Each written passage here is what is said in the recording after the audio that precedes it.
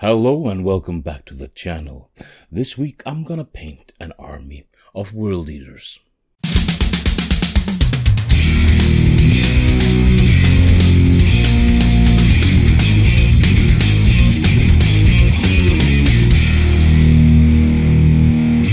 When I say I'm gonna paint an army, I mean a combat patrol, one of these boxes. Now, I have been musing over this box for quite some time. Up here in the corner, there's linked where I get it originally, and I was thinking in what manner I was going to paint it. Was I going to just do a regular video where I paint up all the things, or was I maybe going to do a 24-hour challenge thing or something like that? I decided against that, mainly because the idea of the channel is for the everyday painter. I mean, sometimes you have a little bit of time, sometimes you don't. So I decided to give this box a little bit of love and care and a little bit of focus. So my plan was to paint for 2 hours a day for an entire week and have the box set ready at the end of the week. Did I succeed? No, I did not. However, the way I did not succeed was more thematic, if you asked me. So instead of 7 days, it's gonna be 8 days, because Khorne and 8, and you know the thing. I will be cutting corners here and there, because 8 days, 2 hours a day, that's 16 hours, and everybody can tell you that's less than 24 hours. However, I am sort of well rested for the entire process, so that helps quite a lot, and I can use the drying time after each day if I'm gonna put some wash or contrast paint or something like that. So I will be using all the tools at my disposal to make this as quick as possible. That means I will be putting contrast over metal where it fits, and it does fit quite a lot for an interesting look. Also, I will be utilizing an airbrush, and the main idea I have is to have a properly okay-ish and sort of good-looking army at the end of the week, and I'm going for a more darker visual theme because I like it. I find the box art a bit too bright. Not jolly, but bright in my opinion, so I want it a bit darker. So day number 1. We start by airbrushing over top the black primer that all the figures have on them. For the jackals, it's a very nice, warm, muddy color of brown as a base coat, and the lighter color on top of it for a very natural starting point on them. However, for the berserkers and the lord, I'm gonna go from a bronze metallic and focus on getting the gold bits looking well to begin with. So Warplock bronze and then a very gentle zenithal of burnished gold color over that to have the proper starting point. Next we pack the airbrush away and we do some quick steps to add a bit of depth to both types of figures. A gentle dry brushing of white over the jackals as the first step into a slap choppy method for them, and a proper drenching of liquid magic or Agreg's Earthshade for the more armored bronze boys. That brings us to the end of the first day. Now day number 2. I felt that the jackals reminded me a little bit of the Dark Oath Ravagers from Warcrime, so I decided to use Dark Oath flesh on their skin, but I thinned it out quite a bit with contrast medium, as they already have a brownish, beigey undertone, but I want to tie it a little bit better together. After that was done, I used Necron Compound and dry brushed that over all the berserkers and the lord, just to give it a little bit of extra highlights. After that, I started to pick out the first detail color. I used Black Templar contrast paint on random places on them. Elbows, parts of the power pack, weapons, similar things like that. Just a little bit of different flavor from the red that will eventually be there. And like I said, I want to have them a little bit darker and more interesting than they are on the box art, in my opinion. This took a little bit of time to pick everything out, so that was the end of day number 2. Day number 3. This is where I lose my mind. I start to paint red. It's a very slow process, but it gets a little bit quicker with every model that I paint while I am figuring out what I have to do. It's a model after model after model. At the end of day 3, I have 13 of the 20 models left. Only 7 to go and the lord.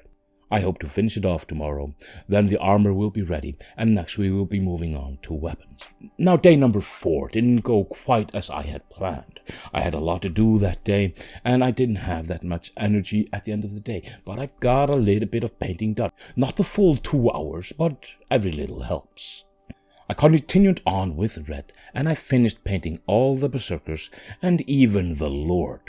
I mixed also a little bit of black and red in a little wet, blendy kind of way on the horns of his helmet, and he looks quite good. Now, I must say, I like the look of painting this red contrast paint over the gold bronze color, mainly because it gives it a little bit of extra warmth and a little bit of shine because it has a metallic color underneath. But it's not a silver color underneath, it's a warm brownish bronze color that I've already shaded with acrylics and dulled down a bit, so the shine isn't as bad as you might expect. Also, this is a quick way to get the red armor done. I say quick, it took me 2 days, but it's only about 3.5 hours in total that it actually took. For 21 models, 1 of them mounted, that's perfectly reasonable. My original plan was to paint this in a week, and on day 5 I still had the idea that I had 3 full days left to paint. Day number 5, day number 6, and day number 7. And I thought everything was going honky-dory. But to save a little bit of time and cheat a little bit, all the Under Armour, the cables, and various bits and bobs here and there just got a quick layer of shyish purple contrast paint to darken it down and just to give it a little bit of an unhealthy look, which fits well with the rest of the model, but it's not black and it's a little bit of a different flavor color. And since I had this color out, I decided to use it on the pants and pantaloons of the jackals. And to connect the berserkers and the jackals even more, I used Flesh Terror Red, the contrast paint I was using on the berserkers, as another accent color on the jackals as well. And for a little bit more connection, to give it a more of a cohesive whole as a force, I used the Black Templar contrast paint for boots and leathers and the like on the jackals as well. And next, a dab of warp lightning on all grenades. I know there is a slight difference in the base tone. Gold color and zenithal aren't the same, but it doesn't really matter all too much. But I must say, I should have waited with this step until later, but what's done is done. And that brings us to day number 6. And now it's time for a regular painting method. Just regular paint and a little bit of base coats. I used lubrical green on all the loincloths and tassels that are here and there. Then flat earth from Vallejo on everything we can call or dub leather.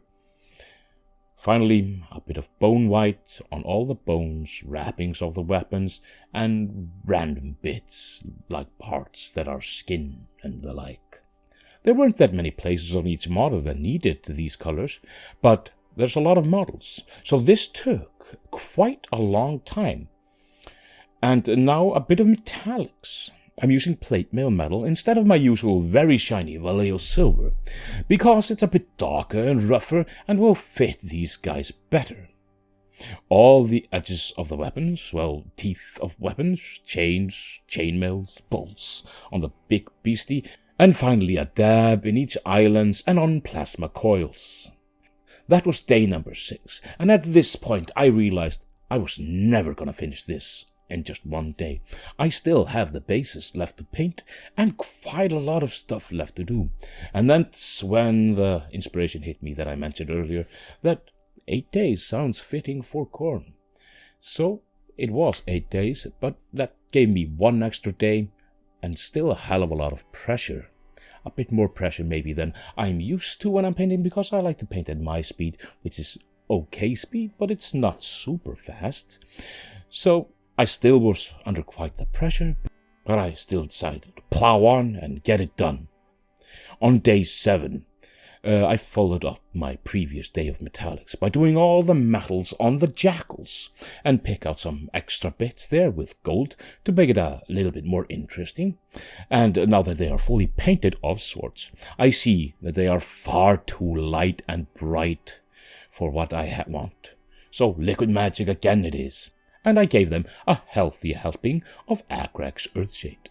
And since we have the lacy paint up, let's wash all the tassels, cloth, silvers, leathers, exposed skins, and skulls of the berserkers as well. There is very little left to have these guys ready enough, but the plasma coils and eye lenses get some warp lightning to them. And being extra productive this day, I managed to paint in the red parts of the blood bases. Granted, I was not using blood for the blood god for this, as I used on many models. But I cannot really wait for the drying time of it over the drying time of the red base coat and everything like that. So in place of that, I've used a red bottom layer, and then I used some art coat on top of it to give it a little bit of a shiny red color that almost mimics the other thing. Now I'm almost finished. Just the extra day I gave myself to do, and it's basically just bases left to do. Now, just to finish off and using this day for it, I painted all the black portion of the bases with a thinned out black paint, so it seeps well in and hides all the gold and the beigey color, and then another layer on top of it with black, just to make it a little bit thicker and hiding the rest of it. Next, I used mordant earth all over the red bits to simulate the blood-cracked earth I have on my World Eater's bases. And now just a quick dry brush of grey tone over the black, rough textures, and finally piling some blood on the weapons and a bit on the ground to give it that lovely bloody tone. A black rim, and these guys are done in 8 days. Now, before we go into the reveal of these 31 badass guys, I just wanted to mention something. There will be a little bit of wait up until my next video, as it is quite on the complex side. I mean, I have to film it in 2 separate locations. Now, why do you ask? Do I have to take such a weird step for a video? Well, the reason is I am hosting a workshop on the Midgard convention here in Iceland. That is on the 9th and 10th of September. If you are here somewhere, by all means, drop on by, have a look. But I will be making a video on the painting process that I will be teaching there. And there's a little bit of extra work, of course, as part of the program with this kind of venue and this kind of thing. So I have to plan ahead. That will be my second job for the next week or so, and hopefully everything will turn out fantabulous. It's fun to mention that Creature Caster has allowed me to use miniatures from them for this little workshop that I will be holding. So it'll be quite an interesting video, as they make really spectacular models. I would love to see some of the local folk here at least drop by, say hi, you know who you are. And if you are for some strange reason traveling abroad and happen to be in Iceland at this time, by all means, drop on by. It's gonna be a fun weekend. But now let's take a look at these berserkers. I'm not gonna yammer on about them. I'm happy with them. They look pretty darn good in my opinion. I'm gonna have fun playing with them. Now, if you like this kind of idea, this combat patrol, this army box, whatever, painted in a week in a more chilled manner, by all means mention it down below if there's some specific box you would like to see me tackle next, because I like this idea. It's soothing and it's simple, and it really might help people that want to paint their models, don't have a lot of time, but want to finish it rather quickly. Other than that, thank you very much for joining me here today. There are links down there for various bits. By all means, check them out. I have been Jon. You have been awesome. Let the colors flow. Farewell.